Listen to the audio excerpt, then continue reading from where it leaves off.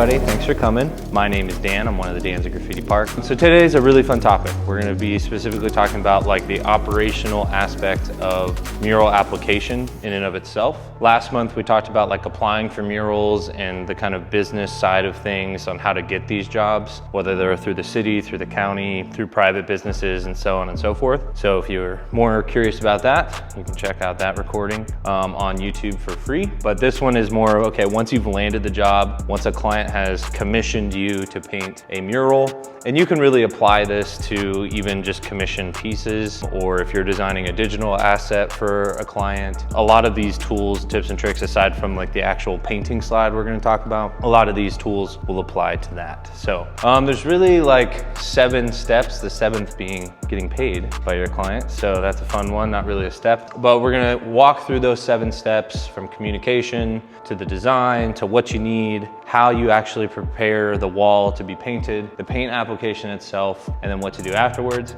One thing I want to note, which really stood out to me when I was designing this, was the actual painting in the mural application process is one of 7 steps. A majority of the time when you're doing mural, when you're applying for murals, when you're actually doing the painting, lowest amount of time is actually spent on doing the mural. That's just something to note for the most part, unless you're actually creating, if you're just creating stuff for your gallery or your Etsy shop or what it might be, obviously you're spending a lot of your time creating, but when it comes to commission pieces, typically you're spending the least amount of time actually doing the piece. So it starts with good communication. So before you even get into actually doing the project itself, establish who the decision maker is. What I mean by that is who is approving the design, or which group of people is approving the design. And sometimes that will be the same person as your point of contact for the project. Other times it won't be. Sometimes you'll have we do a lot of work at schools. A lot of time it's the head custodian or an assistant principal that's our point of contact for the weekend. But the principal is the one making the decision. If you're doing county or city work, the decision maker is typically like the arts council or the city board commissioners of whatever municipality it might be. So there's a whole other, and I'll talk about that in the design process. Sometimes you don't really have access to the decision makers. Your point of contact is your liaison to the decision maker. So figure out who that is. Very early on, again, once you have the green light, like, hey, we're gonna do this project, we've agreed to a budget and a scope, then you need to worry about scheduling. So bake your design process in the scheduling. So if they want the mural done, you get the job March 1st, they want the mural done by March 31st. We really, really recommend having a thorough discussion about, I will have renders to you within this amount of time. You have this amount of time to give me feedback. I will have XYZ amount of revisions to you. And then we need to have a thumbs up by, and we always like to have a thumbs up, we call it the golden thumbs up, by several days before you're scheduled to actually start the installation. More often than not, a lot of our challenges arise when we're doing these last minute, oh, I like everything else, but I want the font to be a little bit different. When you're doing that, the day you're supposed to start installing, that's when issues can snowball and you're gonna drop the ball, or some things will fall through the cracks rather on other pieces of the mural if you're worried about those other things. So design process and then the installation process. With us, that's one of the things we wear on our sleeve is we're in there 3 to 5 days max, depending on the size of the project. A lot of times municipality jobs, you're working on their timeline. You might only have a certain amount of access, and we'll get into like the actual painting. Like your process is your process, especially if you're traditional like paintbrush, it's gonna take a little bit longer. So just making sure that you are communicating, hey, it's gonna take me a week, it's gonna take me 10 days, 3 days, however long that is to actually do the install. So make sure that that is communicated up front.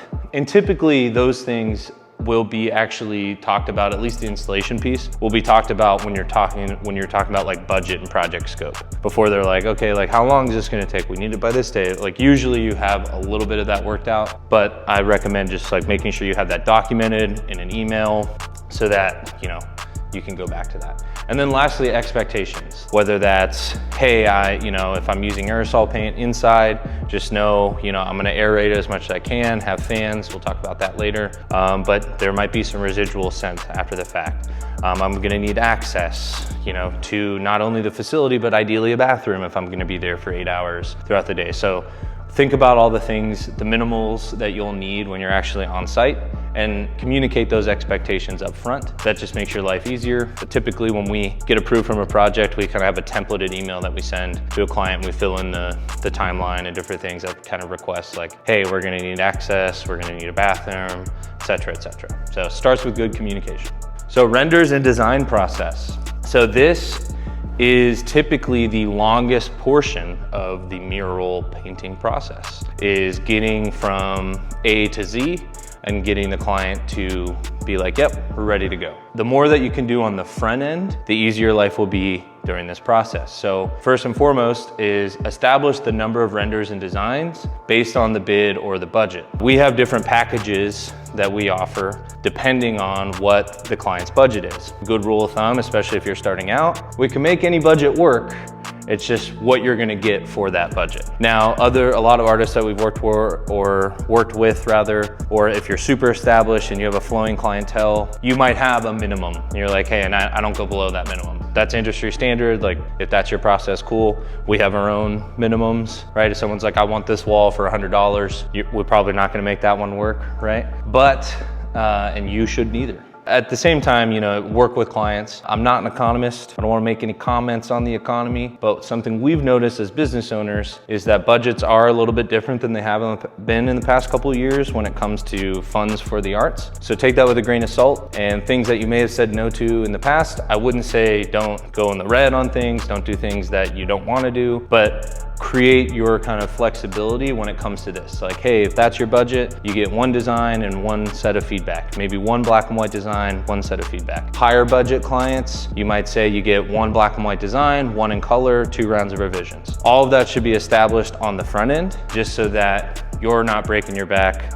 halfway through the process. Most recently, we were working with a client and an artist, and we kind of skipped the design consultation phase. We thought it would be pretty simple, just some logo work, and it ended up being a back and forth with 6 different designs, which doesn't make anyone happy. The artist, not super stoked, client, not super stoked, Graffiti Park in the middle, but we ended up making everyone happy. And so that could have been avoided if we would have followed our own advice by establishing that on the front end. So it happens to everyone, but the more that you can communicate those expectations in a service agreement or in your actual budget, or the kind of quote that you give them, kind of outline what the expectations are, the easier the rest of it can be. Again, number 2, bake design process and the project timeline. We already talked about that. Depending on what you've established, that should be in there. Sometimes you'll have a quick turnaround. People need a mural, they want live painting, whatever, you'll have a quick turnaround on things, so you need to be upfront with them. Like, hey, I'm gonna do my best to get you a design as quickly as possible. However, knowing that, try to get that, ask the right questions on the front end so you can get that design as close to what they're looking for as possible. And then number 3 is have that final approval before beginning. Some other tips I would say in the renders and design process is have like a set list of questions that help you as an artist understand what the client's looking for. We call it kind of our consultation call, so to speak. So what is your goal for this mural? Who is the audience? What elements do you want to see? Are there specific elements that you don't want to see? Those types of questions, it doesn't need to be 15. I would say narrow it down to 5 or so, whatever works best for your creative process. Asking those questions on the front end will help you in this. That's my biggest tip on the renders and design process. Aside from that, we always ask our clients to create kind of a mood board or some different references, ideas, and we'll show them examples of like, hey, here's mood boards and what the mural looked like at the end. We'll show them a couple examples, and we always make the little Pinterest joke, like make a Pinterest board for your mural, find references online, and then we share a Google Drive folder that they can drop those things in to help us facilitate that creative design process. A lot of times you're gonna meet with a client that's like, I'm not creative, I draw stick figures, that's why I called you, right? And so the more that you can draw that out of them or via a mood board or those consultation questions, the easier your life is gonna be when it comes to actually doing the design. That's the renders and design process. So you got good communication, and then now you're actually getting into the design. Again, this takes the longest,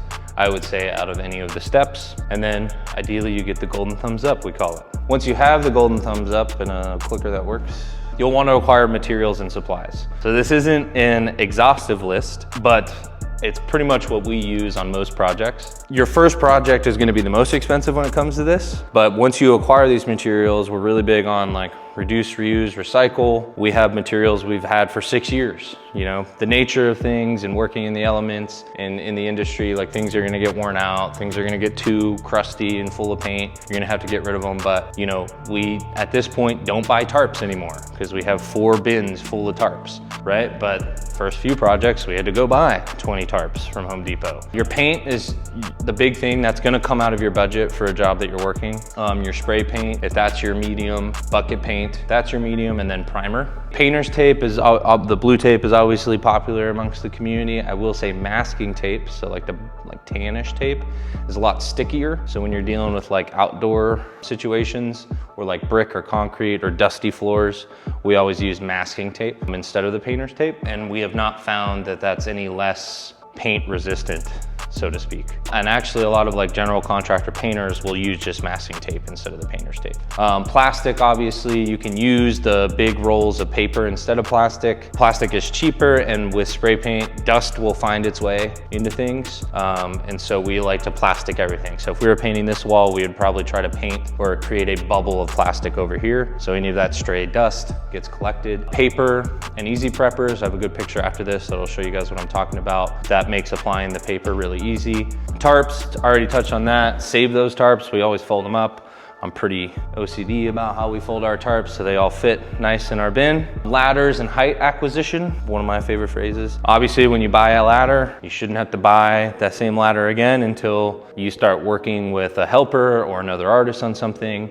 We also use the yellow scaffolds from Home Depot. But don't bite off what you can't chew. If you don't know how to use those things, don't put yourself in an unsafe position. There's lots of training opportunities, both via OSHA out here in the state of Nevada. You can take a 10-hour or a 30-hour, whatever the requirements are, that'll teach you how to use those things. And they'll also teach you how to use like scissor lifts, boom lifts, things like that. Because a lot of times, in here, for instance, to get up here, we had to use a scissor lift. Our team knows how to utilize those tools. Obviously, I wouldn't recommend buying a scissor lift unless you got that kind of budget, cool. But then you got to worry about servicing it, transporting it, and all that fun stuff. But yeah, that's height acquisition. That's like the prep, right? So that's everything before you actually starting to paint. We like to create a nice little like box of like what we're painting. And so everything within the paper and the plastic and the tape is what we're gonna put paint on. The actual application tools, pretty straightforward. You got your paint brushes, tips if you use spray paint, rollers, roller covers. If you're buying high quality roller covers and you're gonna use that paint pretty soon, you can take the roller cover off and drop it in the paint bucket. But if you're not gonna use that paint for several months, I wouldn't recommend doing that because then the roller cover is gonna soak up all the pigment and then that paint's gonna be watery. Extension poles, whatever they're actually called. We'd use like the cheap blue 6-foot ones or 4-foot ones. You can get the fancy ones that telescope out. Grids or trays are really big. We buy 5 gallons since we do so much volume, but we also have a place to store all that stuff. So that's your other thing to consider is if you have a studio or somewhere in your house or a storage unit that you can store that stuff. We started off with just an extra room at our accountant's office. They had an extra room that they weren't using, so we would store stuff there. Then we got a trailer mixed with a storage unit, and then now we have the bus in this facility. So it's really just what you can scale to store all this stuff. Grids go in the 5-gallon buckets. We like those, and then we just leave them in the bucket. And again, if it's something that you're gonna be using a lot of, like a white or a black or your primary colors, 5 gallons are awesome, but obviously where you can store it and how much you need for a project is gonna depend on that. If you have a certain amount of budget and you wanna spend less on paint, I wouldn't spend $200 on a brand new 5-gallon bucket. Maybe get the gallon if that's all you need. One of my tips later on in here is if you're using aerosol paint, but there's a big area of a certain color, we recommend using bucket paint. And so what we get, we go to Home Depot and we get just the white bare, like the color swatches. We just get the white ones, like a stack of them. And then we'll paint on that with the spray paint. So you have a good kind of base that's already white, not like it's not gonna tint the pigment either way. So we'd spray on that, let it dry, bring that in, and then get that color matched at Home Depot. And then you wanna get something, you don't wanna go full gloss, but you definitely don't want to go matte or flat, especially with black and darker colors. Because if this was like a matte black wall and I went like that with my finger, you would see that. So you want to kind of go, I think, eggshell or something like that, kind of get that little glossy look to it. Now, I will say with a caveat, you're never going to get an exact match. So don't like rely on a big patch of this roller in the middle of your mural when it's all covered with spray paint. Spray paint's gonna look a little different, being that aerosol acrylic versus the latex base bucket paint, but you can color match. I will say when it comes to paint, if you're like making a color, like in the mid, and you're like, I just need a light purple, and you're like taking your purple and making a little white or adding a little white in it, color swatch that. Capture that paint so that if you ever have to do touch-ups or if you need more than you thought you need, you can go get a match for it. PPE, personal protective equipment. Gloves are really big with paint. Your hands are sponges. They will soak in all the toxins. I do not know of any completely non-toxic paints on the market, and if they are completely non-toxic, they're not going to hold up on a mural. Wear latex gloves. You can get reusable gloves like the Milwaukee kind of rubbery ones or whatever brand that you want to. One thing that's not on here are we use like the floor dryers or carpet dryers. We use those as fans, and so we'll prop those up, make sure we can air out as much as possible. We'll prop those up so they can suck the spray paint dust and fumes and get them out of there. One of the benefits, a shameless plug, one of the benefits of working with Graffiti Park is we take care of all that for you, including the paint.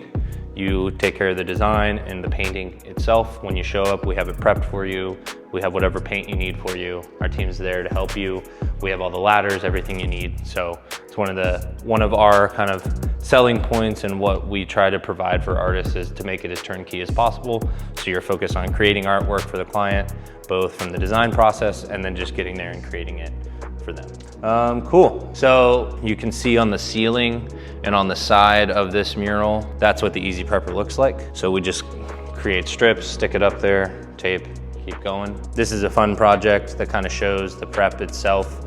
We have plastic on the floor. We have the kind of big butcher paper I mentioned as an added element where we have all the roller paint. For that particular project, we have trays of paint out, but we typically use the grids just because we were working with kids and just made it easier for them. And this shows like the extendo pole, the latex gloves, and then for this job, we weren't using any aerosol, and then we have the doors open. So, but you can see on the side here, we have Easy Prepper. On the top, we have Easy Prepper. Over there, we have Easy Prepper. And then on the floor, we have an Easy Prepper strip. So that's what I'm talking about, that box. If you slip with the roller, you're hitting the Easy Prep paper. A clean work environment, I've talked a lot about prep and all the tools we use because a clean work environment is a happy client. The last thing you want to do is go into an office space or a restaurant or something, and then they have to go and wipe down all their chairs, or you create a trail of paint because you didn't want to take the extra 30 minutes to put plastic there, or that sort of thing. It also makes your finished mural look all that much better because when you rip that clean piece of tape off and you have that straight line,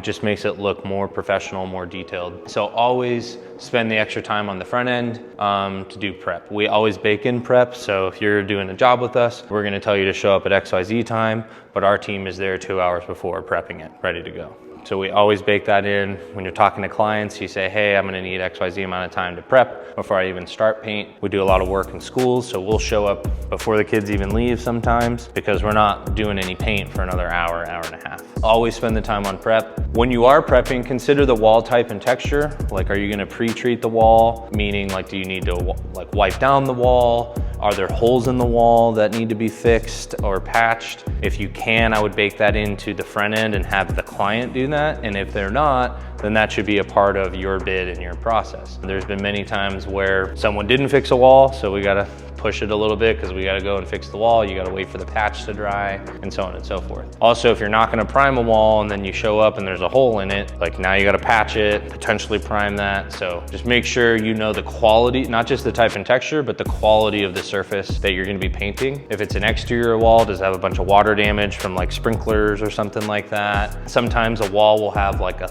gloss applied to it. Maybe they just like cleaned it really good and so tape won't stick to it. Big thing that I didn't have on the list are crocodile wipes or croc wipes. They're basically like Lysol wipes or Clorox wipes on steroids, and they're skin safe, so you can use them to wipe your hands off. But they're a little expensive. It's like 18 bucks for like 80 of them in a pack, but we always have those stocked because if there is dust on the floor or you get paint all over your hands, or if you like do slip and it gets paint somewhere, you can get a croc wipe in there pretty quick.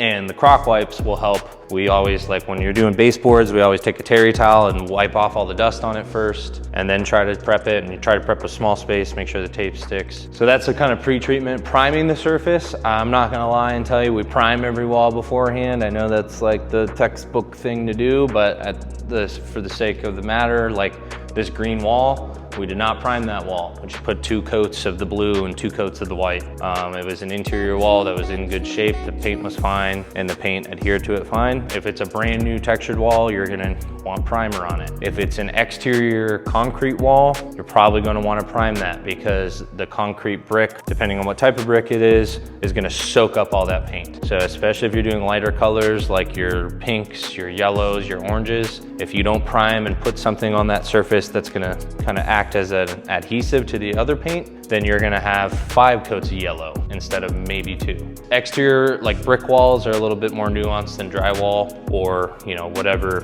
kind of surface. Those are the 2 main things that you're gonna be painting more than likely. If it's like a textured wall, like a lot of bumps, you know, you need to talk about that on the design process, not just the prep process. Like if you're trying to do a portrait on a wall that has some bricks out, some bricks in, and it's textured, you know, set those expectations with the client on the front end. Like it's probably not gonna look great every angle you look at it, sort of thing.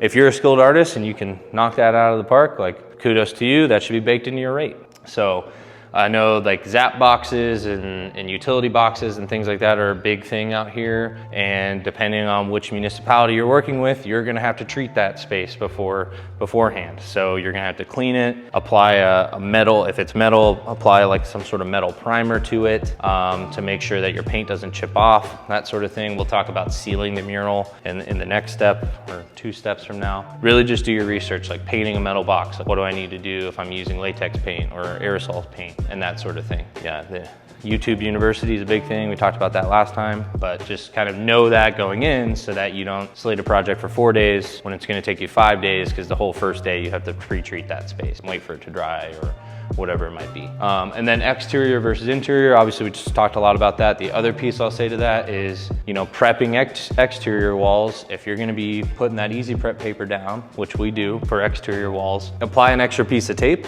Wind is a real thing in Las Vegas. If you're only gonna work on a certain area and it's outside for that day, I would only prep that space, work on that space. When you come back the next day, prep the next space because we've prepped a whole project before, beautiful 2 days in a row, and then 70-mile-an-hour winds the next day. So all that prep's gone. So now we have to push the project a day, the one I'm thinking of. And the client was, fortunately, they were aware of the 70-mile-an-hour gusts of wind. Just be cognizant of that. Like don't spend 3 hours laying all this prep down if you're gonna only work in one area. Prep that one area really good. If there's, you know, I would say that's a general rule for exterior stuff. And same thing with like tarps. Like you're gonna lay out a bunch of tarps. They're not immune to the wind either, right? Plastic, you could sail with that stuff, I'm telling you. So like that stuff will find a breeze. So that's why like that paper works really well if you do easy prep paper and you put butcher paper down on top of that. And it all just depends on the size of the space and how long you're gonna be painting. That's pretty much prep, is take the time to do it. And unless you know your capacity, your skill capacity, like whether it's using spray paint or brushes, like, you know, if you think you're only gonna need this much in plastic, I would say give yourself a little grace period and give yourself some more. And then on top of that, like your prep materials, all this stuff should be baked into the cost of the mural as well. Like all those things have real costs. I mentioned earlier, like once you buy a bunch of tarps, you don't need to do that anymore, but your, you know, paper and tape, you're likely not going to reuse that stuff. Use all of the roll of the tape. You know, we have all these little 1/2 and 3/4 use different tapes. You always can find a place to put, you know, a strip of tape that big. All right, painting. This one, again, like I said, it's the one step out of the 7. So now you've primed it, you've prepped it, you got the design. Develop your own process. Like there's no one size fits all, especially in the subjective world of art. Like how you do your thing is how you do your thing. And that's what makes you the artist that you are.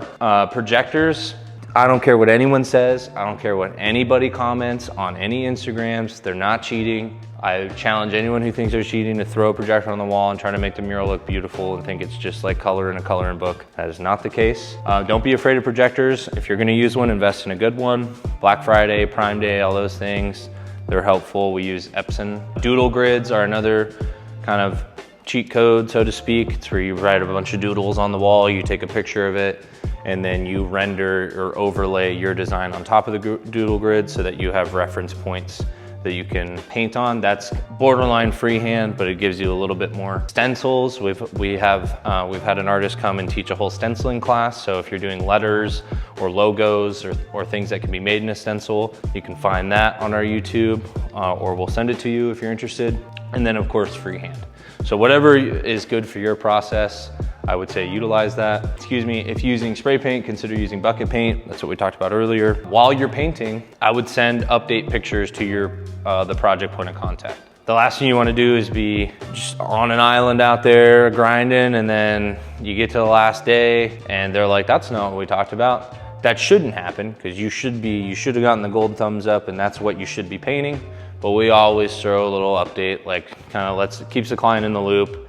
If they notice anything, take it with a grain of salt, and always, you know, hey, it's unfinished, but just letting you know this is what we worked on today. And this is the fun part. So what you've done all these extra steps, a whole other 40-minute class to get to this point. Enjoy the process. This is another project we've done in the past. You can see we got multiple things we've already talked about, lots of plastic on the floor, little butcher paper we stole from the art room. She gave it to us, we didn't steal it. Easy prep on the top, easy prep on the bottom. We got respirators on, fans right here, extender poles, trays, all the fun stuff going on here. Ladders, Gorilla ladders, best bang for your buck. They're not the cheapest ladder on the market, but they're very versatile. You can make them A-frame, you can make them straight, so they can lean up against the wall. You can extend them out, so no smaller. Little stools are also fun.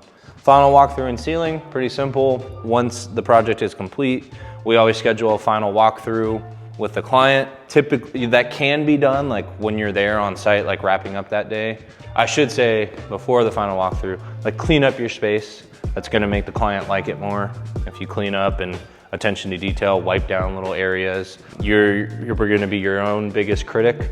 So if the mural is to your satisfaction, but there's little things that you could touch up or whatever, our rule of thumb is like, let the client tell us that, because you'll probably spend too much time trying to make it perfect. Like if Dan and I will notice sometime like, that's a little off, but it looks great. And then the client's like, I love it. So it's like, okay, cool. We're not gonna go back there and re-prep things and whatever. Of course, if it's not like presentable or nice, like fix it. But if I'm talking about the little artsy things that we have in our brain of like, I want that a little different. But schedule the final walkthrough, and the decision makers, that could happen while you're wrapping up.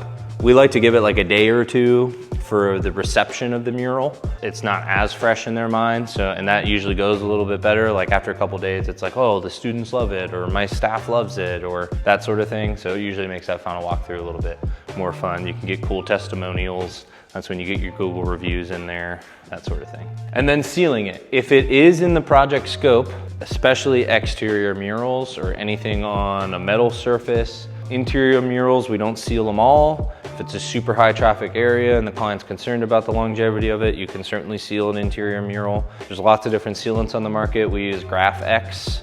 It's like 50 bucks for a gallon. You can order it on Home Depot and do in-store pickup. And sometimes, depending on the client, they may require that. I know City of Henderson, if you do mural work with them, they require that sealing it is a part of it, and they're gonna ask you, what primer are you using? What sealer are you using? It's best to like kind of know that answer before they ask you, sort of thing. But if it's not in the scope or communicated, don't do extra work if you're not going to get compensated for it, because material and time cost money. If it's an exterior piece, like bake that into your proposal, like, hey, I would really recommend sealing this mural.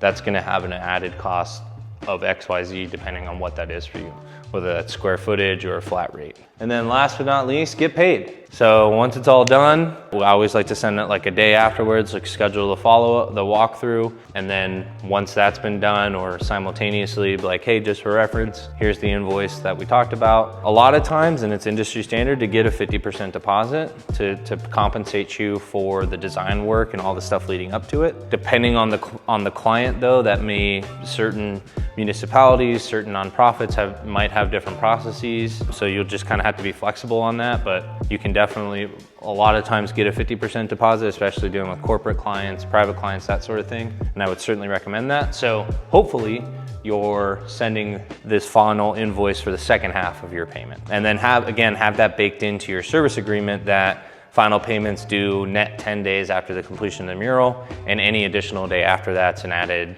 XYZ% or flat rate. The goal is to never have to enforce that, obviously, and if a client's 11 days after, like, don't bite the hand that feeds you sort of thing, especially if you want to repeat and paint with them again. But protect yourself and have those sort of things in there, because humans, unfortunately, have a propensity to not be tight sometimes. From a content creation standpoint, like filming, getting time lapses, filming you doing the project, take a couple extra minutes each day, take photos, definitely take some nice centered wide angle photos of all your work for your portfolio. And a lot of times, especially if you're working with like feel good type companies like nonprofits or things like that, like that's a cool little token to be able to share that. And you can bake that into the project scope as well. Like, we'll share all of our media assets, and that's an added cost. Doesn't always have to be an added cost. That could be just something that comes with your package, an opportunity for it. So send professional follow-up with an invoice and the final media, meaning like, here's what I did, here's what you owe me, hope you like it. Don't take things personal when it comes to like payment. Like, money's always like a weird topic for people. It's business is business, so don't, just because it's art or something you're passionate about doesn't mean, don't take it personal. It's just like, hey, we did the work. Clients have questions, come to the table, answer those questions, that sort of thing. If you're watching, thanks for watching. You can find us at graffitipark.org. If you're interested in signing up on there, we have not only a book an artist page, people looking for mural jobs, but we also have a be an artist page. You can make a free profile, upload your portfolio there, and then our Instagram has all of our stuff going on. On our website, we also have a calendar for all the classes that we have going on here and any public or private art projects that we have going on. Thank you guys.